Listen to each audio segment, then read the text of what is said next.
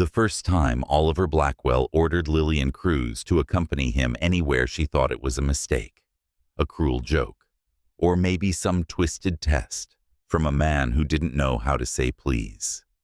After all, she was the nanny, the woman who folded tiny socks, read bedtime stories, and cleaned up dinosaur toys from under expensive marble tables. But that afternoon, standing in the doorway of his penthouse living room, she realized nothing about Oliver Blackwell was accidental. "I need to talk to you." "Alone," he said, his tone as cold and precise as the cut of his suit.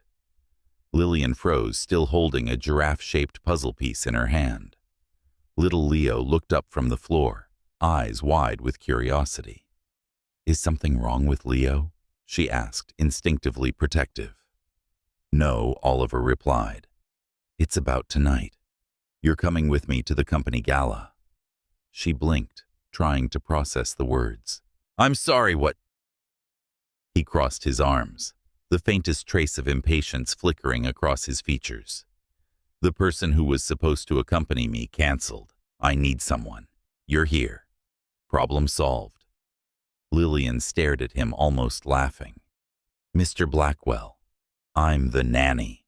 I wasn't hired to be your date. Tonight, you'll be both." His voice carried that effortless authority that came from years of command. Her heart pounded, not from flattery, but disbelief. "That's not in my contract," she countered. "It is now." He turned on his heel, already walking away, as if his decision had been carved in stone. "Wait, so you think you can just summon me like I'm ordering room service?" Oliver stopped and turned his blue-gray eyes, unreadable. "I pay well. I've arranged for a stylist. Dress, hair, everything. Be ready by 8. The audacity of it stole her breath. "What's wrong with my hair?" she muttered, half under her breath. "What's already nice," he said evenly, "can always be made better." The man was infuriating. And yet, as the door closed behind him, something inside her stirred. Not admiration, not attraction, but a spark of defiance. If he thought she was going to stand beside him, like a silent ornament, he was sorely mistaken.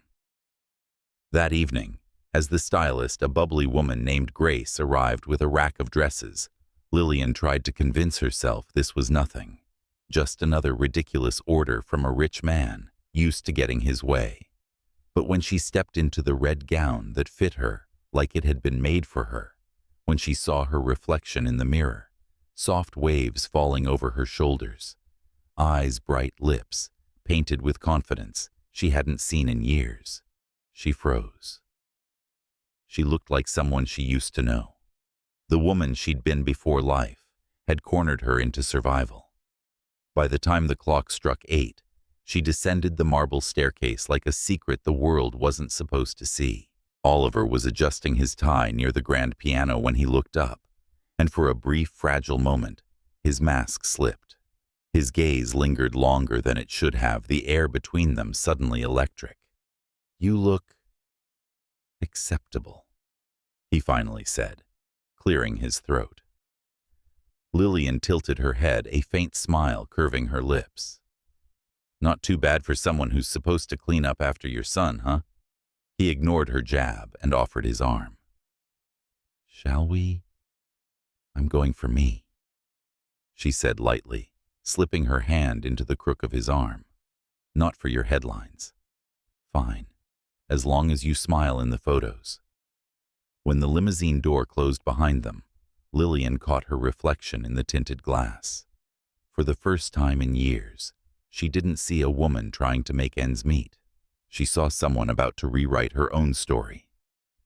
The ballroom of the Westwood Hotel glittered like a fairy tale chandeliers, dripping with light violins humming in the background, laughter laced with ambition. The moment they walked in, the noise softened eyes, turning their way. Oliver, the untouchable CEO, and beside him, the woman no one expected. Whispers started instantly. Lillian felt them, the weight of curiosity pressing against her back. But instead of shrinking, she lifted her chin higher. Every step she took was deliberate, every smile controlled. Then came the inevitable. Meredith Kensington, the elegant, icy ex-fiancée, glided across the room like a queen reclaiming her throne. Her voice dripped with false sweetness. "Oliver, darling, I didn't know you were bringing company. How refreshing." Lillian smiled, calm and steady. "Good evening, Lillian Cruz." Meredith's handshake was a formality, her gaze slicing over the red dress. Bold color. Not everyone can pull it off. "True," Lillian said softly, "but I've never been interested in blending in." The silence that followed was sharp enough to cut crystal. Meredith blinked, her practiced charm cracking for half a second. Oliver's lips twitched, the closest thing he'd had to a smile all evening. As they moved through the room, conversation after conversation, Lillian began to notice something. The more authentic she was, the more people listened. When one French investor asked if she worked for Blackwell Holdings, she didn't stumble. In a way, she replied, "I help the company stay grounded in the real world." By the time dinner was served, even Oliver seemed different, less rigid, more human. He leaned toward her, at one point his voice low. "You're enjoying this?" "Immensely," she whispered. "You thought I'd embarrass you, didn't you? I considered the possibility." "Well," she said, meeting his eyes, "you'll have to get used to being surprised." He studied her for a moment too long, as if seeing her for the first time. There was a softness there, fleeting but undeniable, like sunlight breaking through clouds. Later that night, as they left the gala, Lillian caught her reflection again in the glass doors. It wasn't the dress that made her different. It was the way she carried herself. She wasn't just surviving anymore. She was living, breathing, reclaiming. Oliver opened the car door for her, his hand brushing hers, for a fraction of a second longer than necessary. "You handled yourself well tonight." Was that a compliment? "Don't get used to it." "I won't," she said, smiling faintly. "But I'll remember it." He glanced at her then, and something unspoken passed between them, something that made the night air feel heavier, warmer. Neither of them said a word for the rest of the drive. But when the city lights flickered across his face, Lillian realized that maybe, just maybe, the man she thought was made of stone had cracks after all. And cracks, she thought, were where the light began to get in. If you've ever believed that one unexpected night can change everything, remember this story. Because sometimes, the moment you're forced into someone else's world is the moment you finally discover your own. The morning after the gala, the mansion was unusually quiet.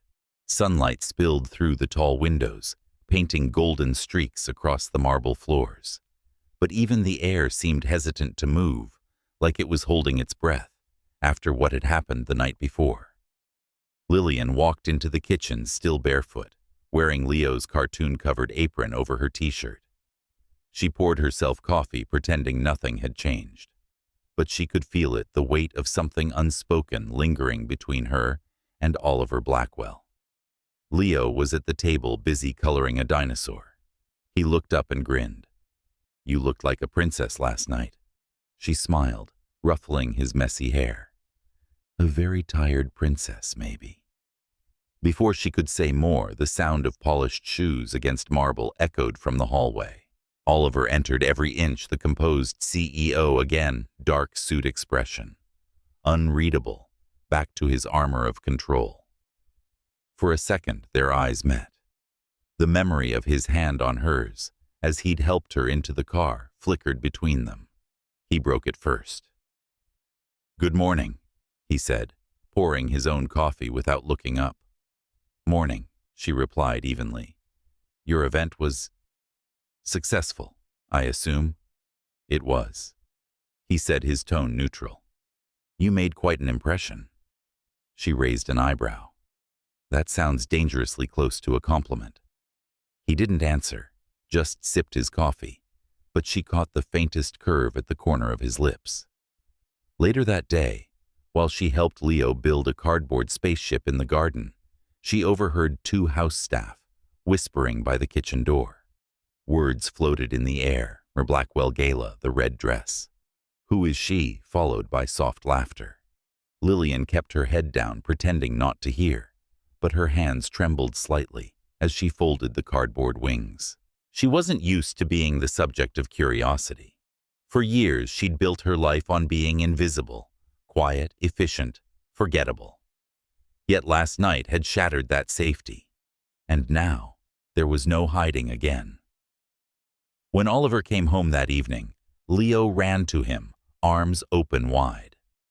Dad, Lillian says, if we finish the spaceship, we can fly to the moon. Is that so? Oliver asked, lowering himself to the boy's level. He glanced up at Lillian standing behind Leo, a smudge of glue on her cheek. She looked normal again. Beautiful in a way that wasn't meant to impress anyone. Real.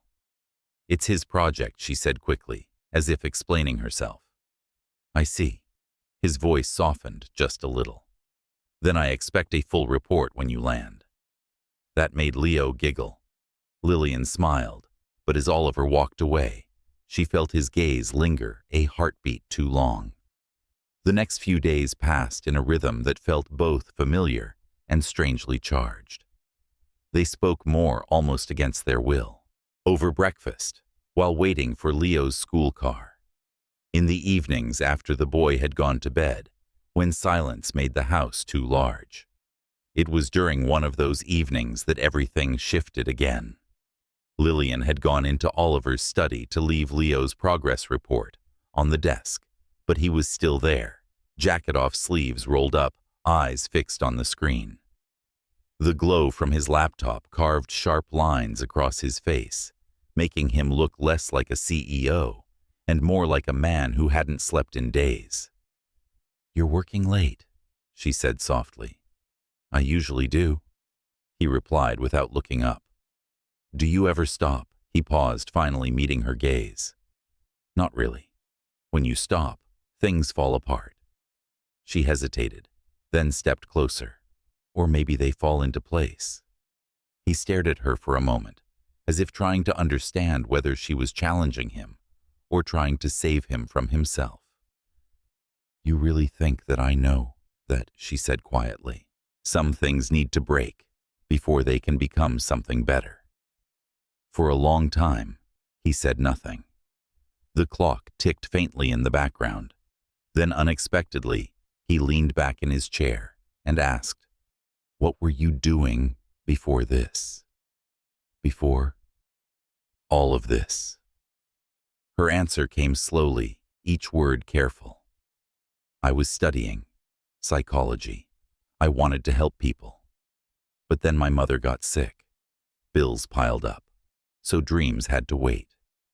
Oliver's eyes softened, and for the first time, he didn't look like a man who held all the answers. And do you miss it? Every day, she admitted. But Leo makes it easier. He reminds me that even small acts matter. Small acts, he repeated quietly like it was a foreign language he wanted to learn.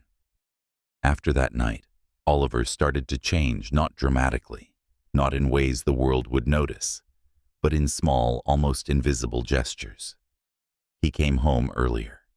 He sat with Leo for dinner instead of eating alone in his office.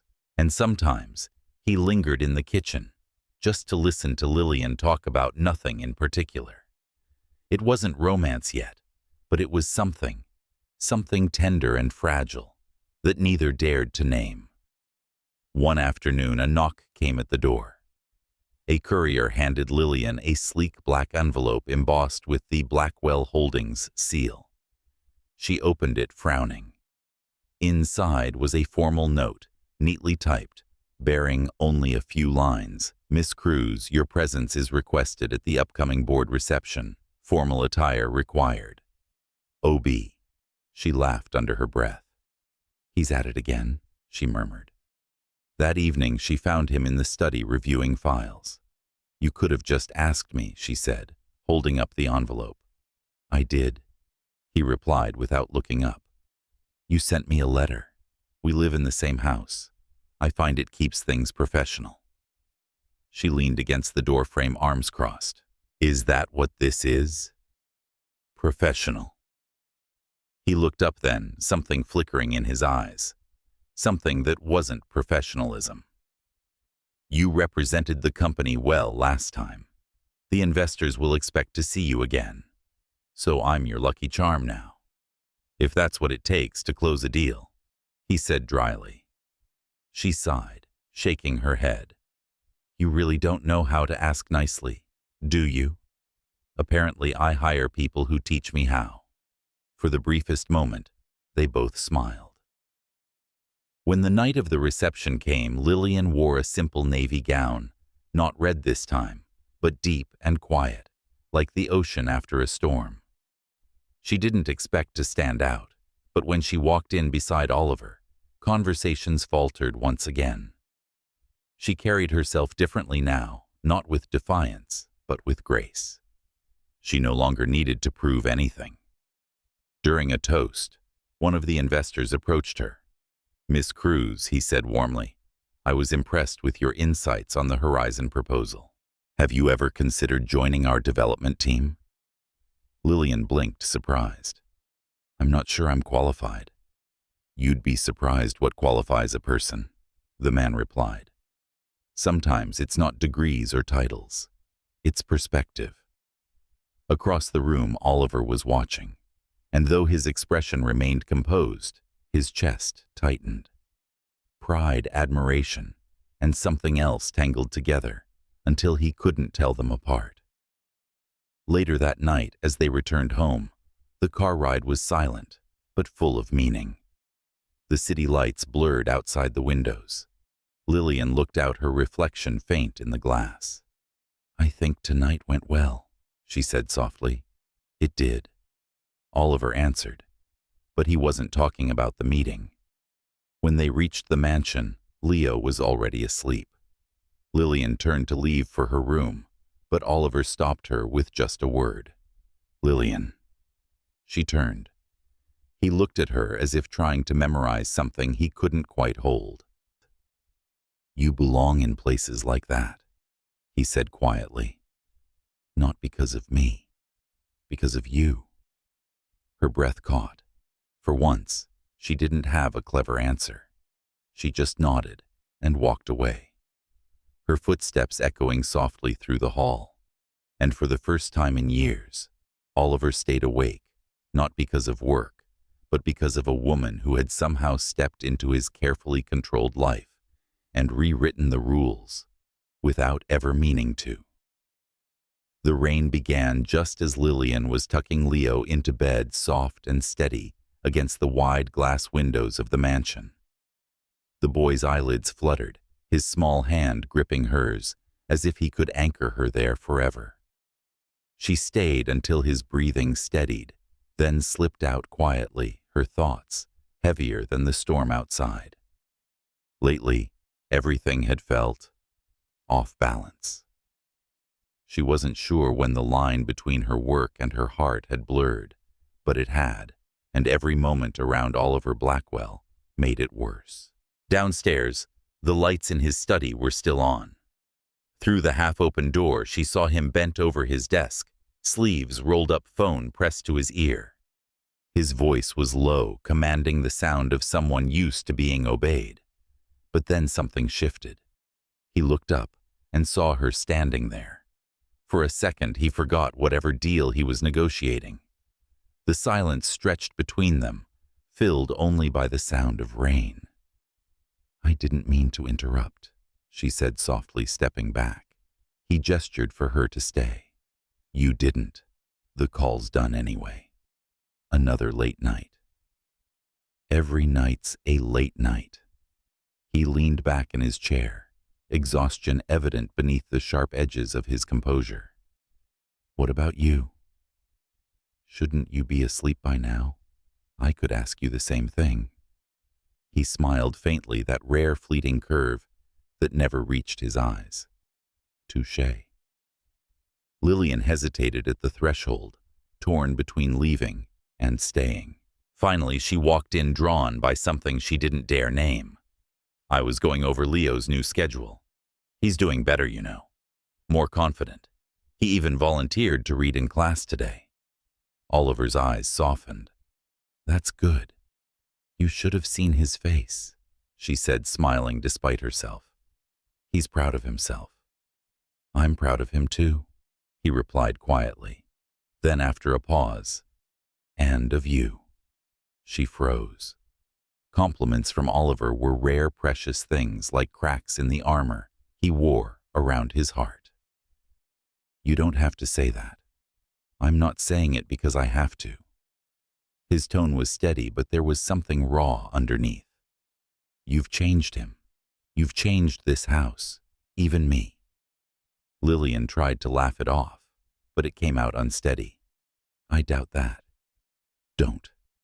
He stood, closing the distance between them. His height, his quiet intensity, it all made her pulse quicken. You've done more than anyone in years. For a moment, neither spoke. The rain grew heavier, filling the silence with rhythm.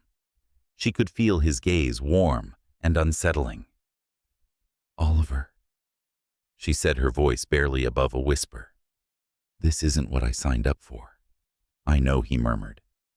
But maybe it's what you needed. The words hung in the air like electricity. Then, almost abruptly, he stepped back, breaking the tension before it consumed them both. We have a problem at the office, he said, his tone returning to business. The Horizon project lead is sick. There's a major investor meeting tomorrow, and no one else knows the material well enough to present it. Lillian frowned. Then cancel. He shook his head. We can't. It's too important. Then, find someone else. His eyes met hers. I did. It took her a moment to realize what he meant. No, she said immediately. Absolutely not. Lillian, you know the project better than anyone after David. You've read every report, asked the right questions. I'm a nanny, not an executive. You're more than that, he said quietly. And you know it. Her heart thudded in her chest. They won't take me seriously. They will when they hear you speak. She shook her head, backing away slightly. I can't. That's your world, not mine. Maybe it should be yours too. The next morning, she stood outside the towering glass doors of Blackwell Holdings, clutching the tablet he'd given her. Her reflection stared back at her hair, neatly tied gray blazer, trembling hands. She could still hear Oliver's calm voice from that morning. You'll be fine. Just tell them the truth. That's what they remember. When she stepped into the boardroom, all eyes turned to her. Dozens of men in tailored suits, their expressions polite but skeptical. Oliver introduced her with the same confidence he used to close billion-dollar deals. This is Miss Lillian Cruz, he said evenly. She'll be leading today's presentation. A murmur rippled across the room. Lillian took a deep breath, forcing her shoulders back. Her voice, when it came, was soft but clear. Good morning. I'm not here to talk about numbers. I'm here to talk about people, the ones behind those numbers. She spoke of neighborhoods forgotten by progressive children who grew up in shadows of wealth they would never touch. She described how the Horizon project could bring not just development, but dignity. Her words painted pictures more powerful than any chart. And slowly, one by one, those skeptical faces began to change. When she finished, there was silence. Then applause. Genuine, thunderous applause. Oliver didn't clap right away. He just looked at her, stunned, as if seeing her again for the first time. After the meeting, as they walked out together, she let out a breath she hadn't realized she'd been holding. I can't believe that just happened. I can, he said simply. She laughed softly, still dazed.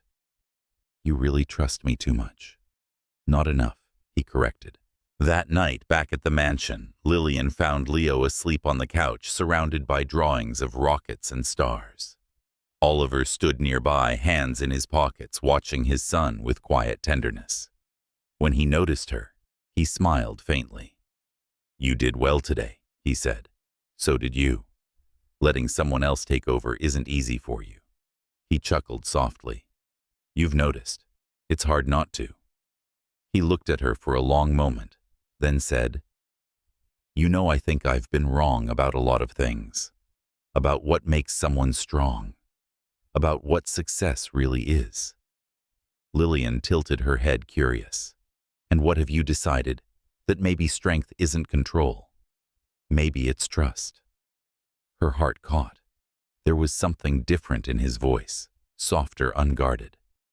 Before she could respond, he stepped closer, close enough that she could smell the faint scent of his cologne and coffee.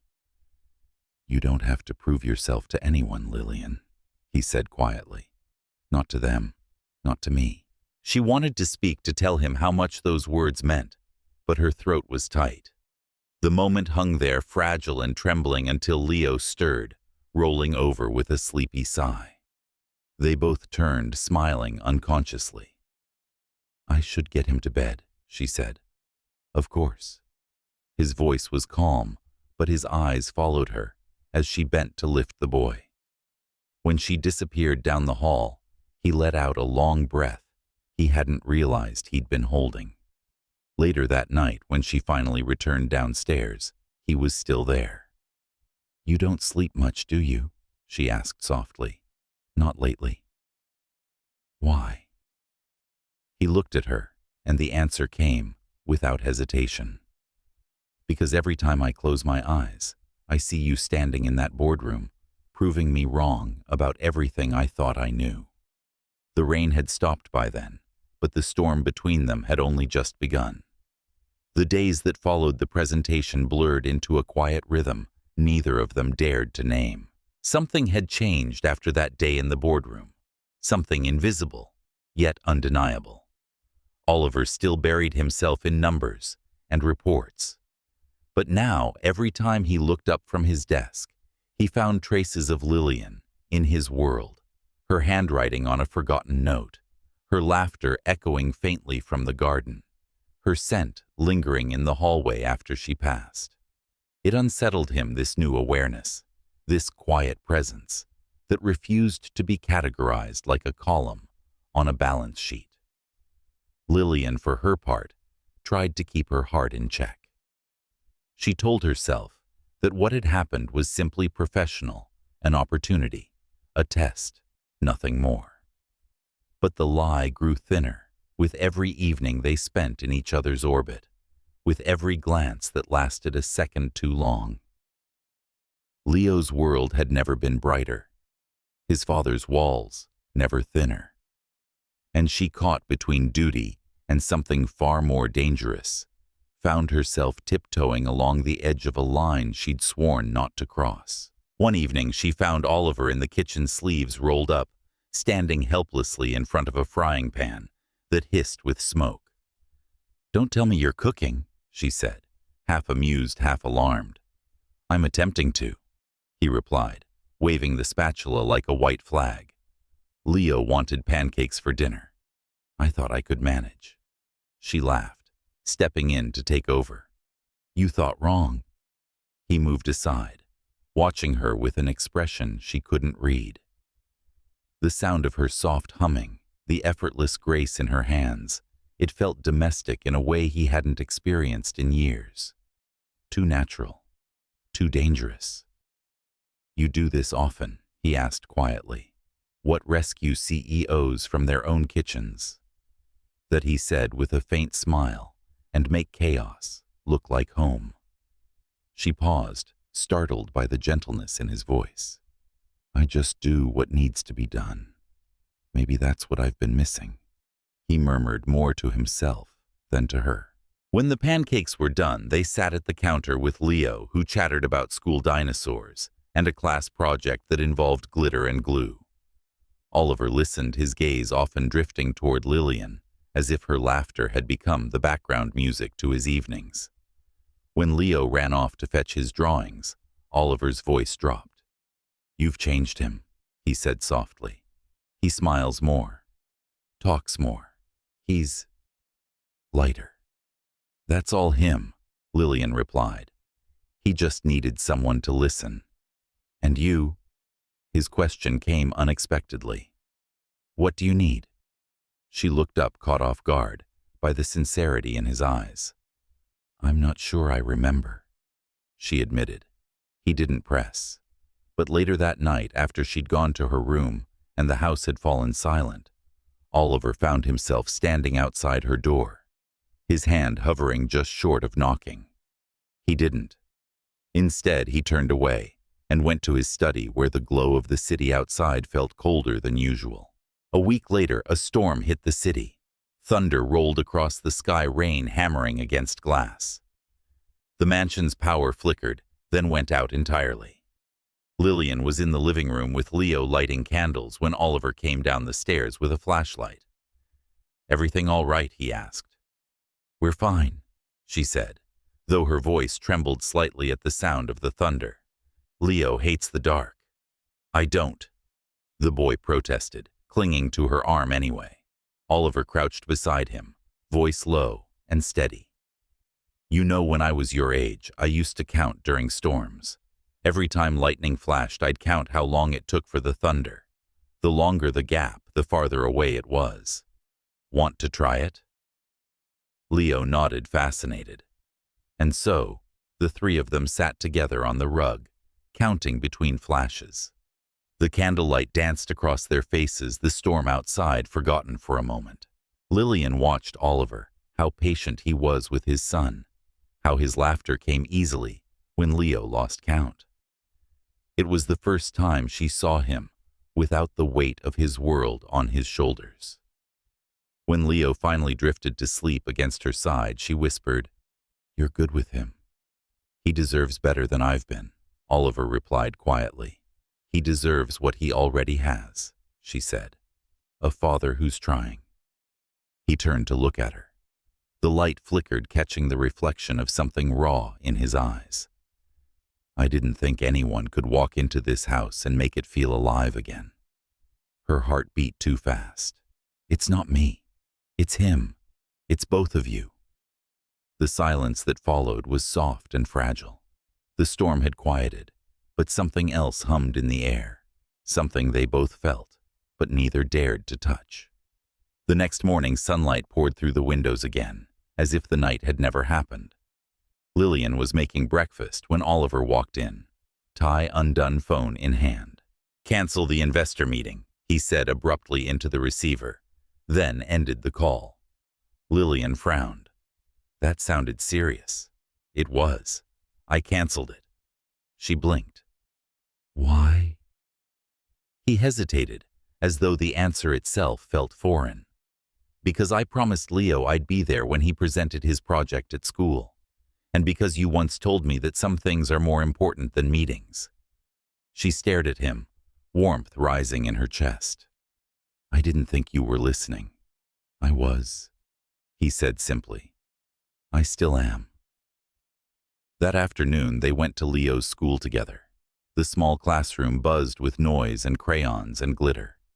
When Leo proudly presented his rocket made from cardboard and paint, Oliver clapped louder than anyone. Lillian glanced at him, smiling quietly. He wasn't the man who'd once measured worth in numbers and contracts. Not anymore. Afterward, as they walked back to the car, Leo skipping ahead, Oliver said softly, "You were right about letting things fall apart. Sometimes it's the only way to build something real." Lillian turned to him. "You're starting to sound like me." He smiled faintly. Worse things could happen. The drive home was quiet but comfortable, filled with that strange kind of peace that comes only after storms.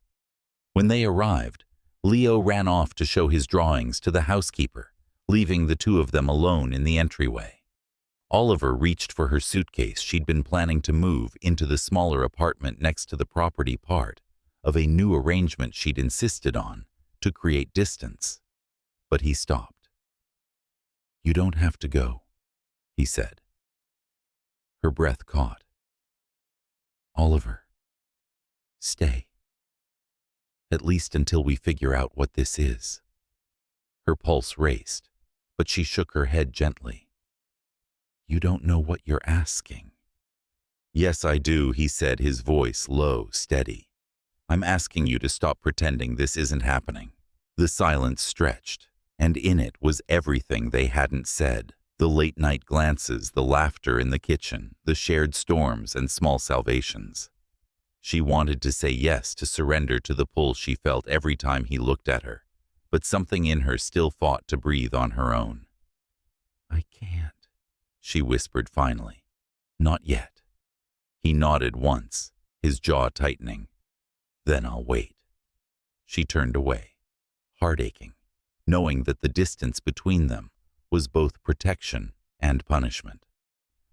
But as she reached the stairs, she heard him add, almost to himself, "however long it takes." And though she didn't look back, a small, fragile smile touched her lips, because for the first time, she believed him. The weeks that followed blurred into a delicate balance of closeness and restraint. Every day, Lillian told herself she was keeping her distance. But the truth was harder. She had simply learned to live inside the ache of wanting something she couldn't have. Oliver had stopped pushing.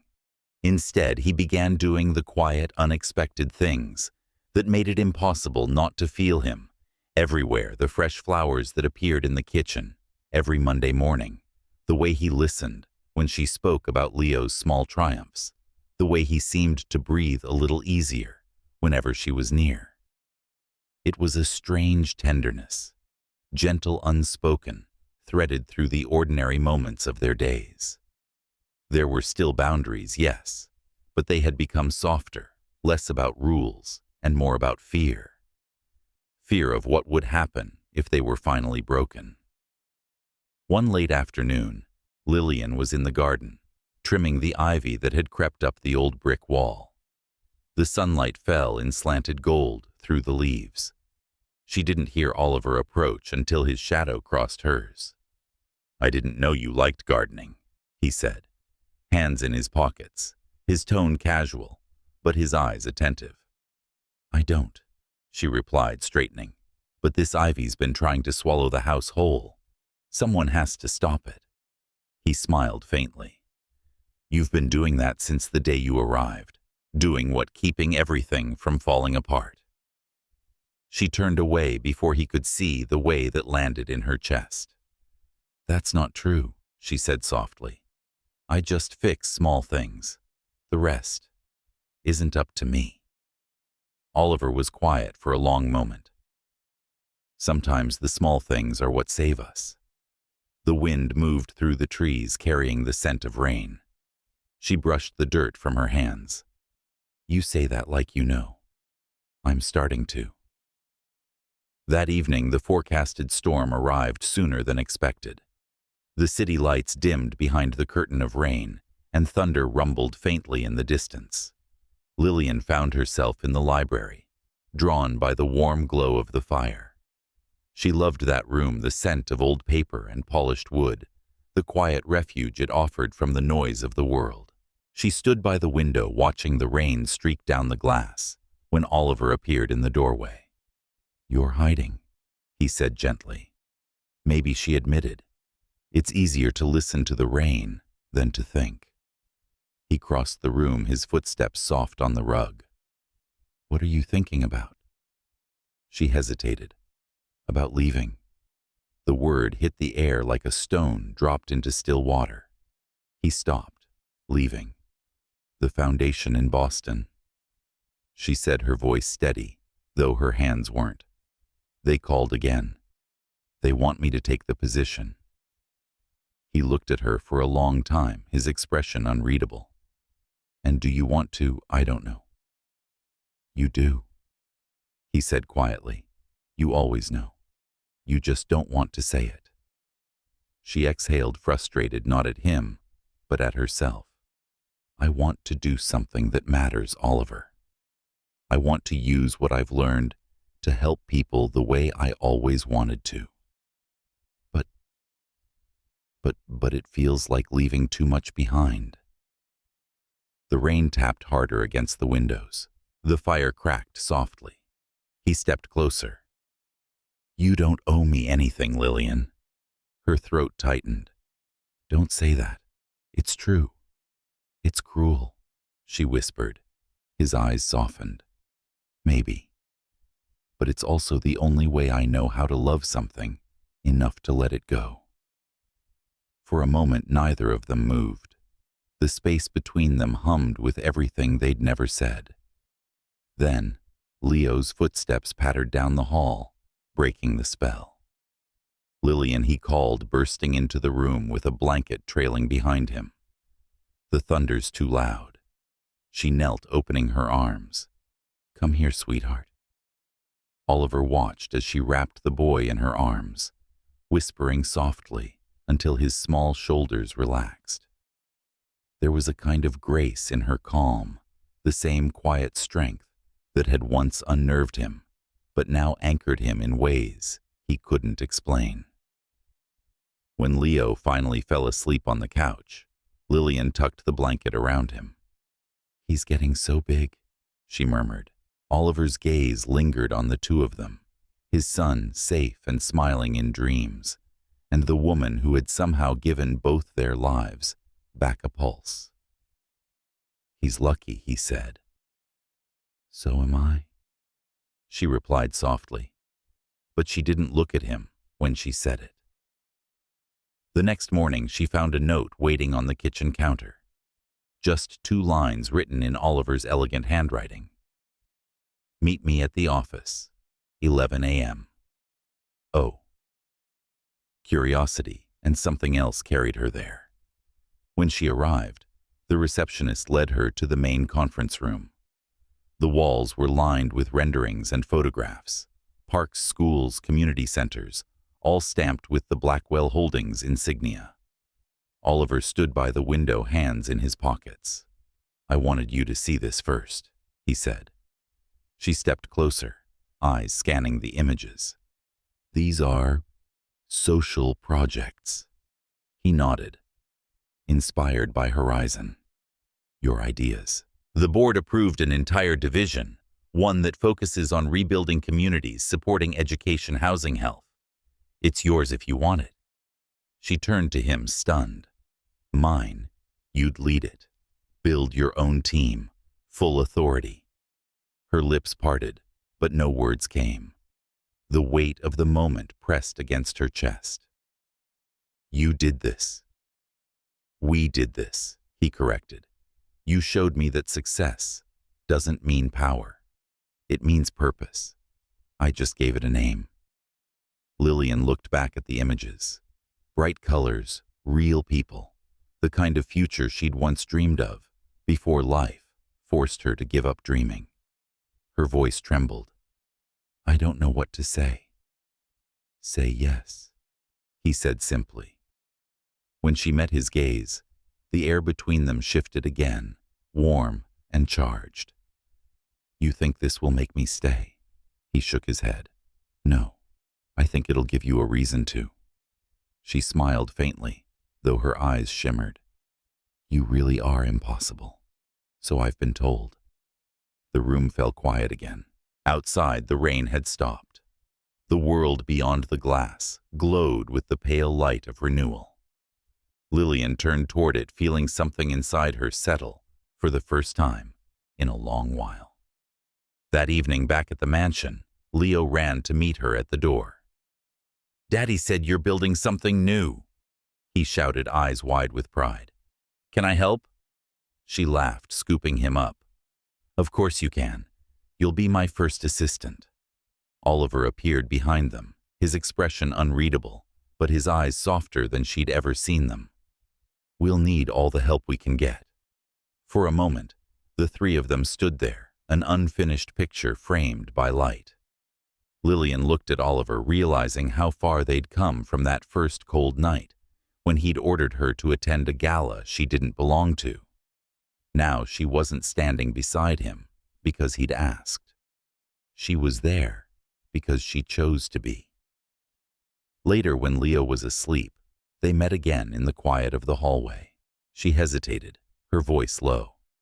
"I'm staying," she said. He exhaled a sound that was almost relief. "I know.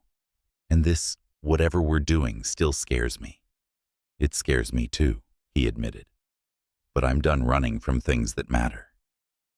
Something flickered between them, then a fragile truce, a promise unspoken but understood. He didn't reach for her, and she didn't step away. They simply stood there, breathing in the same silence, knowing that for the first time the distance between them wasn't a wall. It was a bridge. Autumn came quietly that year. The trees along the driveway of the Blackwell estate burned in shades of amber and gold, and the mornings began with a kind of crisp stillness that made everything feel fragile, like a breath you didn't want to disturb. Inside the mansion, life carried on in a rhythm that was deceptively calm. The new foundation projects had begun. Lillian spent long hours at the office meeting architects, reviewing community proposals, and speaking with journalists who wanted to know how a once private corporation had turned its focus toward rebuilding lives.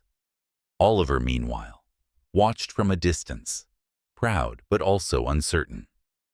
She was brilliant, radiant even, but something had changed between them. It wasn't distance exactly, it was restraint, the kind that comes when two people feel too much and say too little. They still shared dinners with Leo, still exchanged quiet smiles in passing, but the undercurrent of unspoken emotion had deepened, pulling them both into a silence that felt heavier with each day. One evening, after a long meeting with investors, Oliver found her in the office balcony, leaning against the railing, her hair loose in the wind. The city lights shimmered below reflections, caught in her eyes. "You've been avoiding me," he said quietly. She turned, her expression calm, but guarded. "I've been busy. That's not what I asked." Lillian held his gaze for a long moment. "Maybe I'm just trying to remember what this was supposed to be." He took a step closer. "And what was it supposed to be?"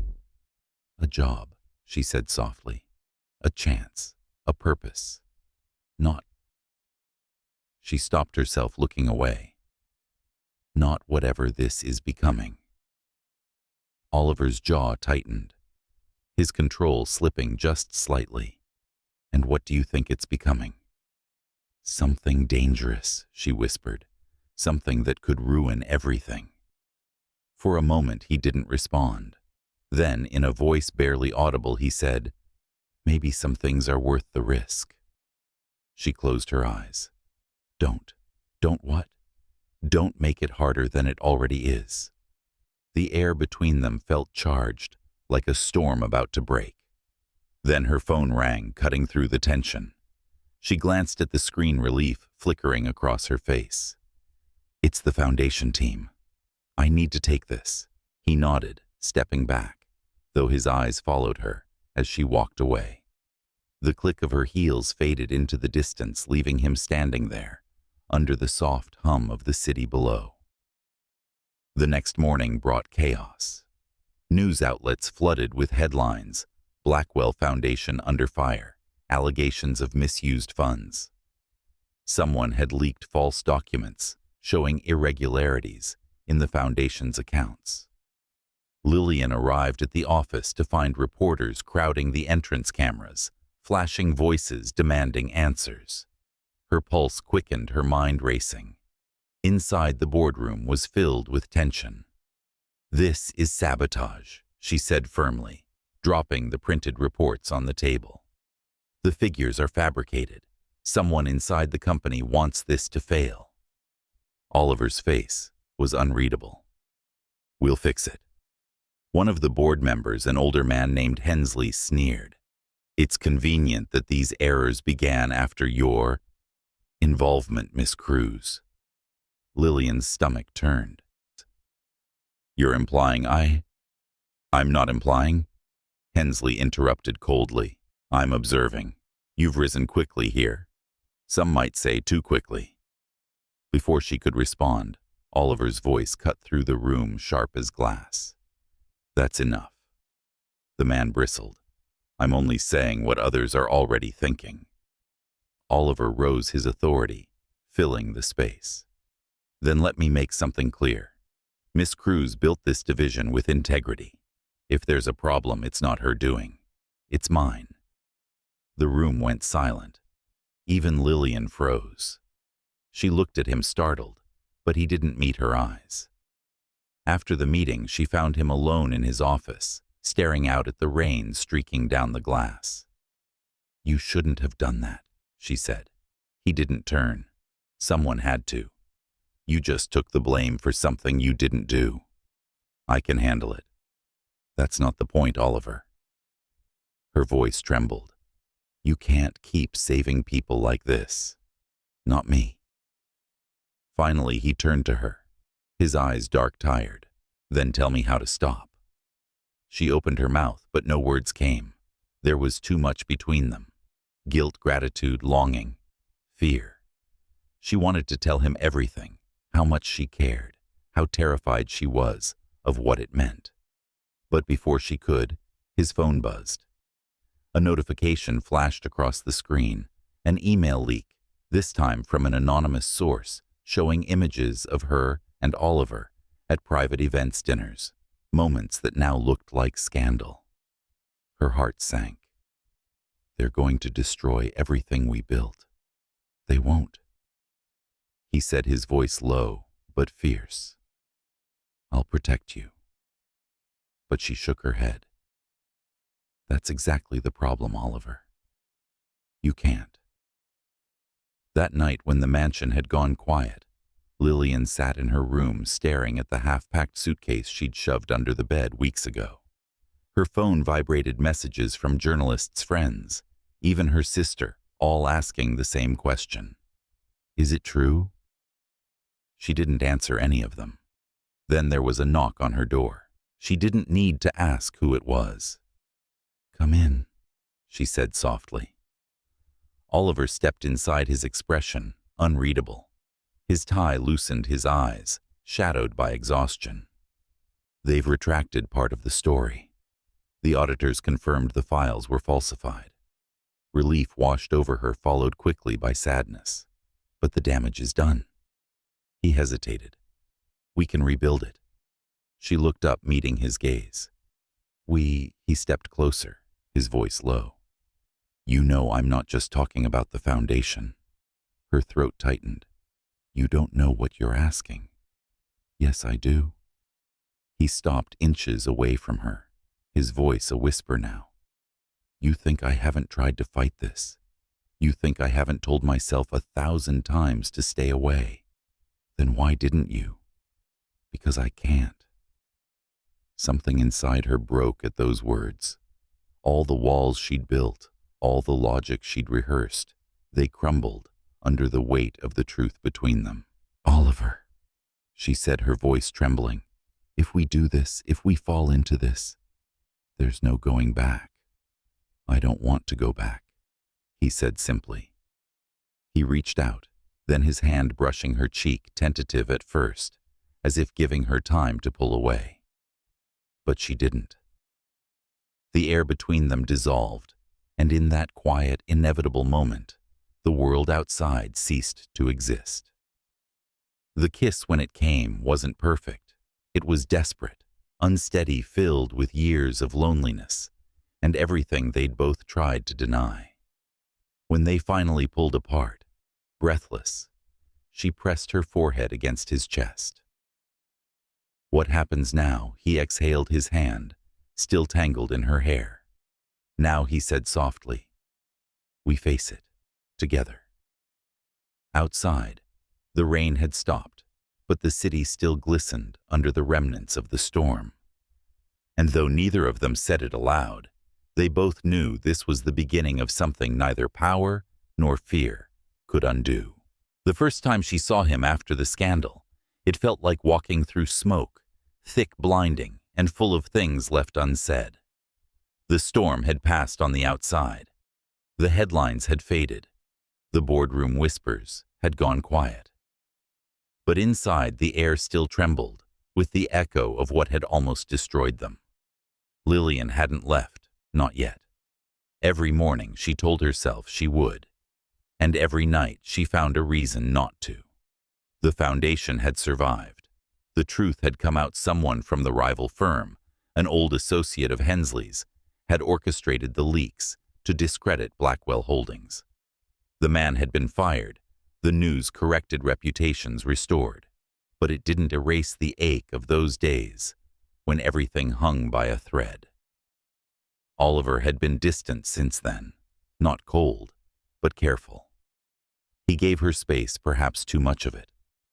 They spoke through quiet professionalism, through glances that carried whole conversations. The kiss they had shared, the one that still haunted her dreams, was never mentioned again. It was as though it had been locked in the shadows between them, a secret too fragile to expose to daylight. One evening, long after everyone had left the office, Lillian stayed behind to finish reviewing the final phase of the community housing proposal. Her eyes were tired, her fingers smudged with pen marks. She didn't hear the door open until a soft voice broke the silence. "You still don't know when to stop working, do you?" She looked up. Oliver stood in the doorway. Ty loosened his hair, slightly disheveled, signs of the day's fatigue that somehow only made him look more human. "I could say the same to you," she replied, closing the folder. "You're supposed to be at the investor dinner. I left early." "That's not like you." "No," he said quietly. "It's not." He walked toward her, stopping a few feet away. The dim light from the desk lamp cast half his face in shadow, his expression unreadable. "You've been quiet lately." "So have you." He gave a small, tired laugh. "Maybe we've both run out of words." "I don't think that's true." She hesitated. "I think we're just afraid to use the wrong ones." He met her gaze then, and for a moment, the world outside that office ceased to exist. There was something raw in his eyes, guilt, longing, and something deeper, something dangerously close to tenderness. "I never meant for any of this to touch you," he said. "I thought I could keep you safe from it. You can't protect people from everything, Oliver. Not without losing them in the process." "I know." His voice was low, almost a confession, and I nearly did. The room went still. The clock on the wall ticked softly, marking time. Neither of them wanted to acknowledge. Lillian stood walking to the window. The city glowed below, restless, alive, uncaring. "I used to think I wanted stability," she said quietly, "something predictable. But lately I've started wondering if maybe I was just scared of wanting more than I was allowed to have." Oliver turned toward her, his jaw tightening. "And what is it you want now?" She hesitated, fingers tracing the edge of the glass. "To stop pretending." He took a slow step forward, then another. "I've tried," he admitted, his voice rough. "I've tried to keep my distance, to be the man I was supposed to be. But every time I see you—" He stopped, closing his eyes for a moment, as if steadying himself. "Every time it feels like the rest of the world disappears." She turned her breath, catching at the way he was looking at her. Not like a man possessed, but like someone who had finally surrendered to what he'd been fighting for too long. "Oliver," she whispered, "this isn't simple. Nothing worth it ever is." The space between them vanished. His hand came to rest against her cheek, and for a second she let herself lean into the warmth of it. His touch was careful, reverent, as though she were something he'd never dared to deserve. But then she stepped back, breaking the moment before it could break her. "You think you can fix everything by feeling too much," she said softly. But that's not how the world works. He studied her, his voice quiet but steady. Maybe not, but I can try. She exhaled, shaking her head. You don't understand. Loving you. She stopped herself, the word hanging between them like smoke. Being with you would mean giving up everything I've worked for. My independence, my credibility. You're my employer, Oliver. My partner on paper, yes, but not in this way. He didn't argue. He only nodded once slowly, as if the truth she'd spoken hurt, but didn't surprise him. Then tell me what to do, he said. Tell me how to stop. Lillian looked at him for a long time. The rain began outside, gentle at first, then harder, blurring the city lights into streaks of gold and silver. If I knew how, she whispered, I would have done it already. For a long while, neither spoke. The only sound was the rain and the low hum of the city beneath them. Finally, Oliver broke the silence. Tomorrow I'll leave for Geneva, the international board meeting. She nodded. I know. I'll be gone for 2 weeks.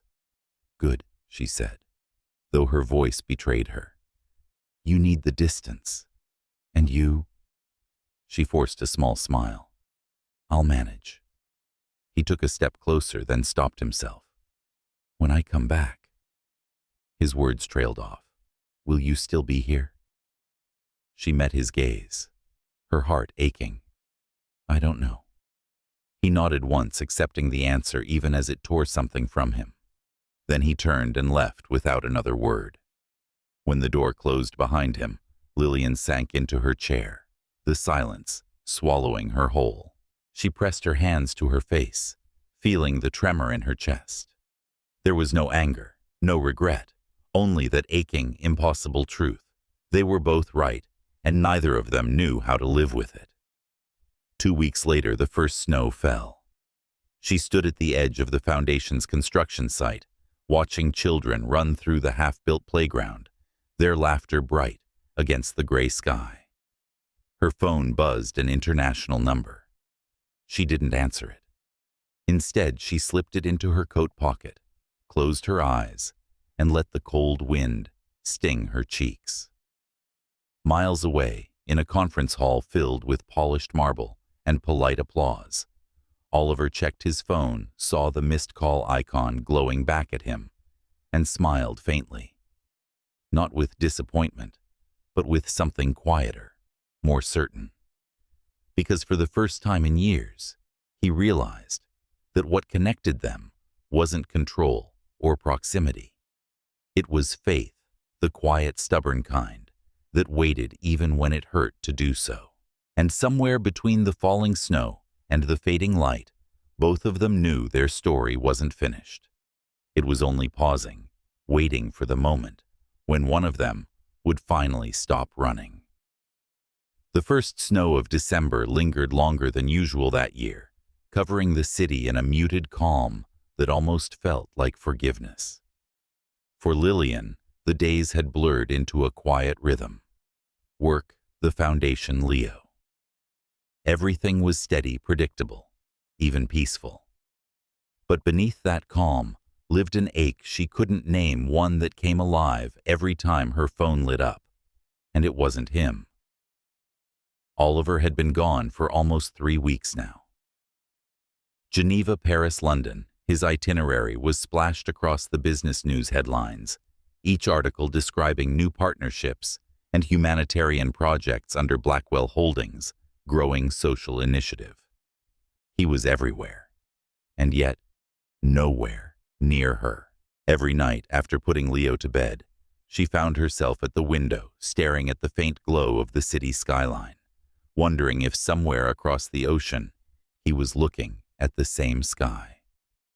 She told herself it was foolish, that she had work to focus on, a life to live. And yet, when the silence stretched too long, she found her thoughts wandering back to the memory of his voice, its steadiness, its warmth, the way it broke when he said her name like it mattered. She didn't expect him to come back early. It was a Thursday morning when she walked into the foundation office, coffee in hand, ready for another routine meeting. The elevator doors opened, and there he was, standing at the far end of the hallway, dressed in black, talking quietly with a member of the board. For a heartbeat, she froze. When he turned and saw her, the conversation stopped. The board member excused himself quickly, leaving them alone in the stretch of glass and marble silence. "You're back," she said, her voice steady, though her pulse wasn't. "I am," he replied, a few days earlier than planned. She hesitated, unsure what else to say. "How was Geneva productive?" He said, his tone neutral. "But not the same without someone arguing with me about everything." Despite herself, a smile tugged at the corner of her lips. "You do realize not everyone sees disagreement as affection, right, with you?" he said softly. "I've learned it often means the opposite." For a long moment, neither spoke. The silence between them felt like a living thing, fragile, trembling, full of everything they hadn't said before he left. She wanted to tell him she had missed him, that every day had felt quieter without him. But all she managed was, "You should get some rest. You look exhausted." "I could say the same to you," he said gently. "You've been working nonstop." She turned away. "That's what I do." He nodded once, not pushing further. But as she walked past him, she caught the faintest trace of his cologne, familiar, grounding, and entirely too dangerous. That evening, the annual winter gala for the foundation was held at the historic Belmont Hall, a charity event Lillian had helped organize for months. The ballroom glowed with soft gold light, the air filled with the quiet hum of conversation and music. She wore a gown of deep emerald satin, her hair swept up in a loose knot, a pair of delicate pearl earrings catching the light. It was elegant, without being ostentatious, exactly like her. When Oliver arrived, every head turned. He had always commanded a room effortlessly, but tonight there was something different, something quieter, less polished. His gaze found hers, almost immediately, and the world narrowed until there was no one else. "You clean up well," she said when he finally reached her side. "You always did underestimate my charm," he replied, offering his arm. "Shall we?" She hesitated for half a second, then took it. They walked into the heart of the ballroom together, and for the first time in months, it felt right. Not perfect, not easy, just right. Throughout the evening, they mingled with guests, answered questions from journalists, and gave speeches about the foundation's achievements. Yet every time their eyes met across the room, something unspoken passed between them, a warmth, a question, a longing. During the last set of the night, the band began playing a slow waltz. The crowd thinned as couples drifted onto the dance floor. Oliver found her by the balcony doors, her hands wrapped around a glass of champagne she hadn't touched. "Dance with me," he said quietly. She looked up, startled. "Oliver."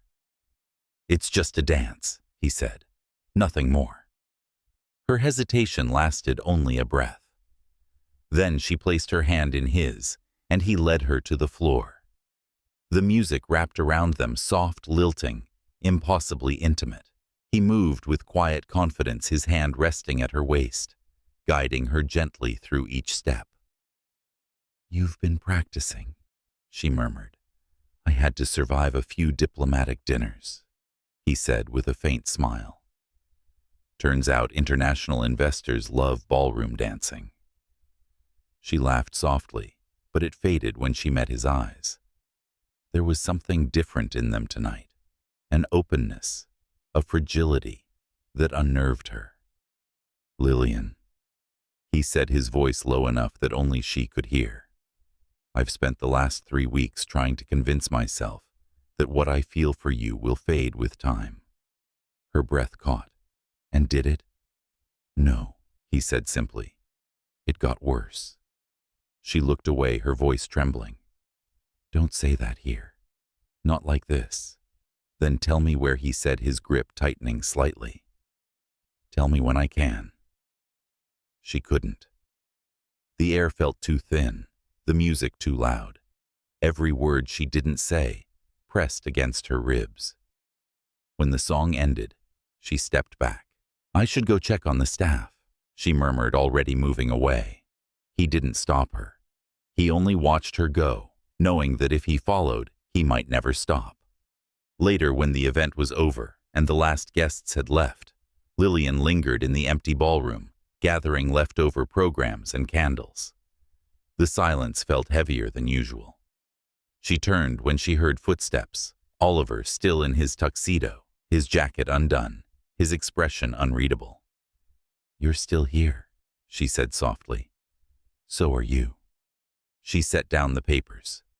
You shouldn't be. It's late. I couldn't leave. She frowned slightly. Why? He exhaled, running a hand through his hair. Because I keep thinking of all the times I should have said something and didn't. That night at the restaurant, the day you almost left, before I got on that plane. Every single moment I convinced myself I'd already lost you. Her throat tightened. Oliver. He stepped closer, his voice steady now. I'm not asking for promises. I just need you to know that I don't want to spend another day pretending this is just business. The world seemed to still around them. She could hear the faint hum of the city beyond the windows, the soft echo of music long faded. Her pulse raced, but her voice was calm when she spoke. You think saying this will make it easier? He said quietly, but not saying it anymore might finally make it honest. She stared at him, torn between reason and desire, between everything she'd built and everything she'd begun to feel. And for a moment, she allowed herself to imagine what it would be like to stop fighting, to step closer instead of away. Then Leo's laughter echoed in her memory, grounding her like a thread back to reality. She swallowed hard. Good night, Oliver. She turned and walked toward the exit, her heels clicking softly against the marble. He didn't follow, not this time. But as the doors closed behind her, he knew the truth as clearly as she did. Some distances weren't measured in miles, but in the courage it took to cross them. And both of them, for now, were standing right at the edge. The morning after the gala was quieter than most. A soft drizzle hung over the city, blurring the skyline beyond the office windows. Lillian sat at her desk, a half-finished cup of coffee beside her, the faint hum of rain against the glass, matching the rhythm of her thoughts. Sleep had been impossible. Every time she closed her eyes, she saw him, Oliver's face under the golden light of the ballroom, his voice when he'd said he didn't want to pretend anymore.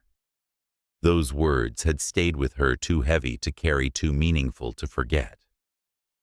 She tried to bury herself in work. Meetings, calls, numbers, things that made sense, things she could control. But even as she spoke with her team about the new education project, her mind kept drifting. What scared her wasn't what he had said. It was how much she had wanted to believe it. By late afternoon, the rain had stopped, replaced by the faint glow of sunlight pushing through the clouds. She stepped outside for a moment of air, standing under the glass awning, the scent of wet concrete rising around her. That was when she heard the familiar voice behind her. Leaving early. Her heart skipped. She turned slowly to find Oliver leaning against one of the stone pillars. Sleeves rolled to his elbows, hair damp from the drizzle. Hardly, she replied, forcing composure. Just needed a break. From the world, or from me, both probably, she said, too tired to lie. He smiled faintly, though it didn't reach his eyes. That's fair. They stood there for a moment, neither moving. The street stretched out before them, quiet, except for the occasional hiss of tires, on wet pavement. "You haven't said much since the gala," he said finally. "There's nothing left to say." "Maybe not," he admitted. "But silence doesn't make it easier." She looked at him, then really looked, the exhaustion in his eyes, the hint of regret behind his calm. "You think everything can be solved if we just talk enough, don't you?" "Not everything," he said softly. "But maybe this." She shook her head. "You don't understand what you're asking, Oliver. If I let this become something, I'll lose the only stability I've ever built for myself. The moment people see me as the CEO's lover, everything I've worked for will vanish." His jaw tightened. "You think I'd let that happen? You couldn't stop it. Not from them, not from the world." He stepped closer, his voice quiet but unyielding. "Then let the world talk. Let them misunderstand. You've spent your whole life fighting to be enough for everyone. What if just once you let yourself be enough for yourself?" Lillian's breath caught. She wanted to tell him that it wasn't that simple, that she couldn't risk everything on something as fragile as hope. But before she could speak, her phone buzzed. She glanced down and froze. It was a message from Meredith Kensington. "I hear congratulations are in order. The city's talking about you two again. This time you might want to check the news." Her stomach dropped. She unlocked her phone, her pulse pounding as she opened the headline splashed across the top of a business site. "Blackwell CEO linked to foundation director, romance, or corruption. Anonymous source raises concerns over misused influence." She felt the ground shift beneath her. The article was full of speculation, implying that her position had been earned through favoritism. Photos from the gala, her dancing with Oliver, the way he'd looked at her, were cropped and magnified, painted as proof of a scandal. Oliver saw her expression before she could speak. "What is it?" She handed him the phone with trembling hands. He read the headline once, then again, his face hardening. "Who leaked this?" he muttered. "It doesn't matter," she said, her voice brittle. "It's out now." "It matters," he said sharply, "because I'm not letting them destroy you again." She stepped back. "Don't you see? It's already happening. I warned you, Oliver. This is exactly why I can't, why we can't." He looked at her, his anger dissolving into something quieter, sadder. "So that's it. You're just going to walk away?" "I'm not walking away from you," she whispered. "I'm walking away from the version of me the world will try to make out of this." Before he could respond, she turned and walked back inside, her footsteps echoing against the marble floors. That night, her apartment felt colder than usual. She sat on the edge of her bed, scrolling through the endless comments online, some cruel, some sympathetic, all invasive. Her name was trending. Her image, once tied to hope and compassion, was now twisted into rumor. There was a soft knock on her door just after midnight. When she opened it, Oliver was standing there, rain clinging to his coat, eyes shadowed with exhaustion. "Don't," she said quietly. "You shouldn't be here." "I'm not leaving you alone in this," he said simply. "You can't fix this one." "I'm not trying to fix it," he said, stepping inside before she could stop him. "I just need you to know I'm not going anywhere." She turned away, her arms crossed, holding herself together. "You shouldn't say that unless you mean it. I mean every word." The silence that followed was heavy, broken only by the sound of rain against the windows. He moved closer, his voice low. "You built something incredible here, Lillian. You changed lives. No headline, no rumor can take that from you." Her voice cracked. "But they'll try." "Then let them," he said, his tone softening. "You told me once that real strength wasn't about control. It was about courage. Maybe this is our chance to prove it." She finally turned toward him. "You make it sound so easy." "It's not," he said. "It never will be. But if I've learned anything from you, it's that the right things rarely are." For a long moment, neither spoke. Then quietly he reached for her hand. She didn't pull away this time. The storm outside grew louder, thunder rumbling across the city. Oliver exhaled his thumb, brushing against her skin. "We can face this together, but not if you keep shutting me out." Her eyes shimmered. "I don't know how to do this." "Then let me help you learn." It was too much, the kindness in his voice, the steadiness in his presence. She closed her eyes, feeling the first tear slip down her cheek. He caught it gently with his thumb. "Hey," he whispered, "look at me." When she did, he smiled faintly. "You once told me I didn't know how to be human. You were right, but you changed that." Her breath trembled. "And you made me believe in things I'd stopped trusting." He stepped closer, close enough that she could feel his heartbeat through the space between them. The air thickened with everything unsaid, everything fragile and real. Then maybe, he murmured, "we stop pretending we're supposed to do this alone." The world outside roared with thunder, but neither of them moved, and in the quiet that followed, something shifted, not the beginning of a fairy tale, not the end of a struggle, but the fragile, undeniable truth of two people who had finally stopped running from what was already theirs. The morning after the storm felt like the city had exhaled. The rain had washed away the grime on the streets, leaving the air sharp, clean, and full of something that almost resembled hope. Inside her apartment, Lillian woke to the pale light slipping through the curtains. The world was quiet, but her thoughts weren't. The night before replayed in her mind, Oliver's words, his hand in hers. The way the silence between them had felt less like distance and more like truth. She hadn't expected him to stay. Yet when she walked into the living room there, he was half asleep on the couch, still in his shirt from the night before, his jacket draped over him like an afterthought.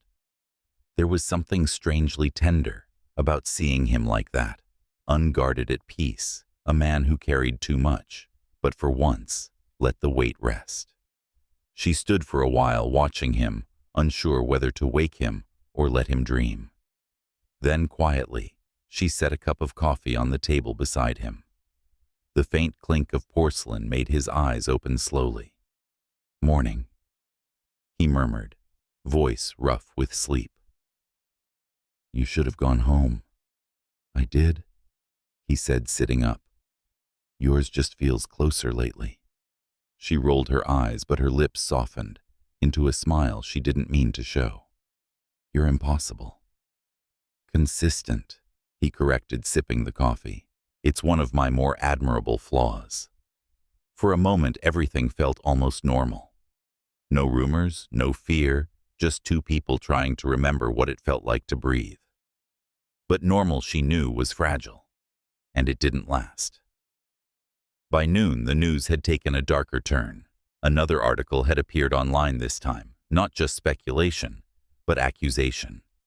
An anonymous insider claimed that funds from the foundation's humanitarian projects had been redirected to private accounts under Lillian's management. The story was detailed enough to sound real, cruel enough to do damage. She read it twice, her hands trembling. "They're saying I stole from the foundation," she whispered. Oliver took the tablet from her hands, his jaw tightening as he scanned the article. "It's a fabrication. You know that." "But the public doesn't," she said. "And the board won't either. Not at first. I'll handle it." "No," she said quickly, shaking her head. "Not this time. If you go out there defending me again, they'll think it's favoritism. It'll only make it worse." He stared at her, frustration flickering behind his calm. "Then what do you suggest? That you take the blame for something you didn't do?" She took a deep breath, forcing the tremor from her voice. "I'm suggesting we do nothing until we have proof. Whoever's behind this planned it carefully. If we move too fast, We'll walk straight into their trap. Oliver hesitated, then nodded slowly. All right, we'll find the proof first. The next few days blurred into long hours and little sleep. Lillian pored through records files, transfer receipts, anything that could explain the false entries. Oliver worked quietly beside her, calling in auditors and investigators. Their lives became a series of late nights and whispered conversations, the hum of the city outside blending with the soft rustle of paper and the glow of computer screens. By the third night, exhaustion had stripped away their defenses. It was close to midnight when Lillian pushed away from her desk, rubbing her temples. This is useless, she murmured. Whoever did this knew exactly what to hide. Oliver stood behind her chair, resting his hand gently on her shoulder. We'll find it. We always do. She tilted her head slightly toward his touch, eyes closed. You always make it sound so certain. Because I need it to be, he said quietly. You don't deserve to carry this alone. The warmth of his hand lingered, steady grounding.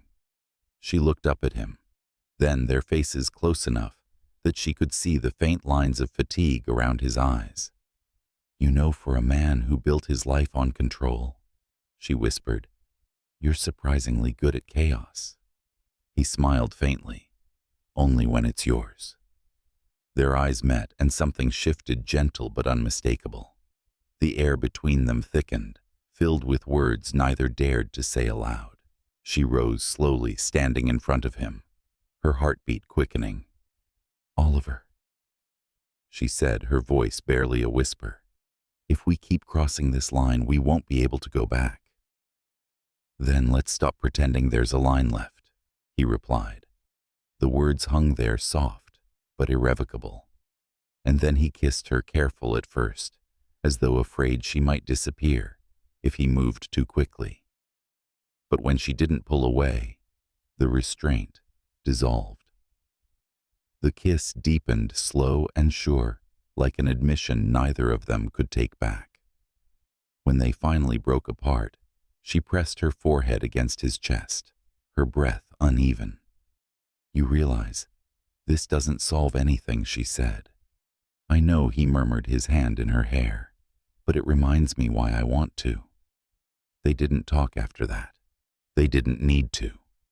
The night stretched on quietly, the kind of quiet that comes only after two storms finally meet. 2 days later, the truth surfaced. The internal audit traced the false transactions back to a shell company tied to one of Meredith's former associates. It was enough to clear Lillian publicly and enough to make Meredith dangerous again. Oliver stood in his office reading the final report. She won't stop, he said. Not until she's destroyed everything connected to you. Then let her try, Lillian said from the doorway. I'm not the same woman I was when this started. He turned toward her, his expression softening. No, you're stronger. I had to be, she said, a quiet smile touching her lips. You taught me how to fight differently. He took a slow step closer. And you taught me how to feel. The confession hung in the air, delicate and raw. She looked up at him, the space between them shrinking once again. You know this won't end neatly, she said softly. It never does. I don't want neat, he replied. I just want real. For the first time in months, she let herself laugh, a small, genuine sound that filled the room like sunlight breaking through clouds. He smiled too, the kind of smile that said he hadn't seen something so beautiful in a long time. Later that evening, as the sun dipped below the horizon, Oliver found her on the balcony, overlooking the city. The wind tangled in her hair, and for a moment, he simply stood there, memorizing her silhouette against the fading light. Do you ever think, she said quietly, that maybe all of this, every fight, every mistake was just leading us here? He stepped beside her. If it was, I'd go through it all again. She turned to him, her eyes reflecting the glow of the city below. You mean that? more than I've meant anything. And in that moment, with the world stretched out beneath them, and the weight of everything they'd endured finally beginning to lift, she realized that love didn't always arrive as a promise. Sometimes it came as a choice, a decision to stay, even when everything tried to pull you apart. She reached for his hand, and he took it without hesitation. Neither of them spoke. They didn't need to. The silence between them had changed. It wasn't distance anymore. It was belonging. Winter loosened its grip slowly as if reluctant to let go. The frost on the window panes melted into threads of silver, and the air carried that first quiet hint of spring, soft, fragile, and full of beginnings. Months had passed since the scandal, since the nights spent in fear, and the headlines that threatened to undo everything. The city had moved on, and so somehow had they. Lillian stood in the new community center's courtyard, sunlight spilling over the fresh paint and newly planted trees. Children's laughter echoed in the distance as Leo ran across the grass, his jacket unzipped, his cheeks pink from the cold. It was opening day for the Foundation's first completed project, a home for displaced families, something built from months of sleepless nights, bruised faith, and quiet perseverance. She watched the ribbon flutter in the wind and felt a stillness inside her she hadn't known in years. Oliver was speaking with a group of donors nearby, his posture as composed as ever, but she could see it now, the softness that lived just beneath the surface. The man who once believed control was strength now carried something different in his eyes, something warmer, something that felt like peace. When his gaze found hers across the courtyard, the world seemed to hush for a second. He excused himself and walked toward her, his steps unhurried, his smile faint but real. "Looks like it's finally happening," he said, his voice low. "It is," she replied, "after everything." He looked around at the volunteers and families moving through the courtyard. "You did this." "We did," she corrected gently. Oliver studied her for a moment, his expression thoughtful. "Do you ever think about how close we came to losing it all the time?" she said softly. "But maybe that's what made it real. You don't learn how strong something is until it's been tested." He nodded slowly. "You always were better at seeing the light in the wreckage." "Someone had to be," she teased. He smiled faintly. "Then I suppose I should thank you for saving me from myself." Her voice softened. "You saved me too, Oliver. Just in a different way." The ceremony began soon after. The mayor gave a speech, cameras flashed, and Lillian was called to the front to cut the ribbon. Applause rose. Laughter rippled through the crowd. It was a moment of triumph, yet her heart felt strangely still, calm, full grounded. When she stepped off the small stage, Oliver was there waiting, hands in his pockets, a quiet pride in his eyes. "You looked terrified," he murmured. "I hate public speaking," she said. "You fooled everyone." "Good." She smiled. "That's half my job." He leaned closer, his voice almost a whisper. "The other half is driving me insane, I assume." She glanced up at him, pretending to think. "That part comes naturally." Their laughter mingled soft and familiar, blending into the hum of the celebration. And for a fleeting moment, everything felt simple again. Later that evening, when the guests had left and the courtyard had emptied, Lillian wandered through the quiet halls of the building. The scent of fresh paint still lingered, and the polished floors reflected the fading light from the windows. She found herself standing in one of the finished classrooms, a place meant for children who had nowhere else to go. The walls were lined with shelves of books, and on one of the tables sat a stack of notebooks untouched and waiting. "You're not supposed to be working," came Oliver's voice from the doorway. She turned. "I'm not. I'm remembering." He stepped inside, his footsteps echoing softly. What are you remembering? How it started. How impossible it felt. He smiled faintly. And yet, here we are. She looked around, eyes tracing the space that had once been nothing more than a dream. Do you ever wonder what's next? Every day, he said. But for once, I don't need to have the answer. They stood there for a moment, the quiet between them, easy now, no longer fragile.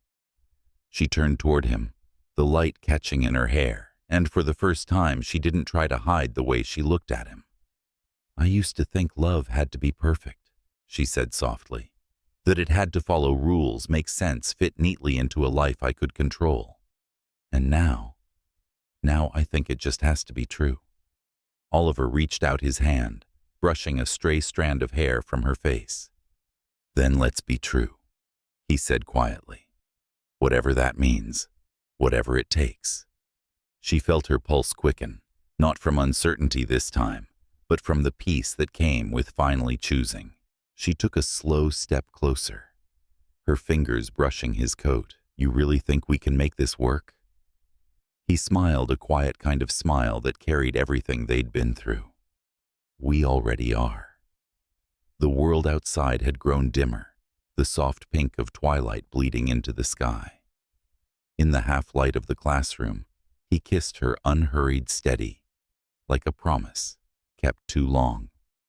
There was no desperation this time, no fear of losing what they had. It was simply an acknowledgement of everything they'd endured, everything they'd become. When they broke apart, she leaned into him, her head against his chest, listening to the quiet rhythm of his heart. Do you ever wish things had happened differently? She asked. He thought for a moment, then shook his head. No. If they had, I might never have found you. She smiled faintly. That's dangerously close to romantic. Don't tell anyone, he murmured. I have a reputation to protect. Outside, the last light of day slipped behind the skyline. The building was silent now, but alive. The hum of heat through the vents, the distant sound of laughter from a janitor's radio. It felt like the kind of silence that comes after chaos. Not empty, but full of promise. They walked out together into the courtyard, where the ribbon from the ceremony fluttered faintly in the evening breeze.